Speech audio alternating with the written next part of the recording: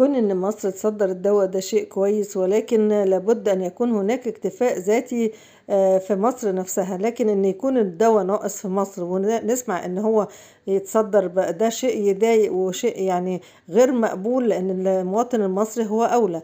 ده بالإضافة إلى عمليات التهريب اللي بتحصل من اللاجئين للأدوية، طبعًا فرق العملة بينهم وبين دولهم. فيا ريت الأول الواحد يشوف الداخل الأول المصري، وما حدش عنده أي اعتراض إن يكون في تصدير. بالعكس طول عمرنا بنقول وبننادي إن إحنا نعمل اكتفاء ذاتي ونصدّر ونكسب، ده شيء مش وِحِش أبدًا.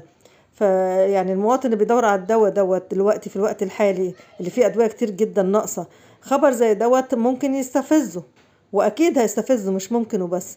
بس إحنا بنطالب بتوفير الدوا للمواطن المصري لإن هو يستحق، وإن حياته كمان غالية ما هياش رخيصة.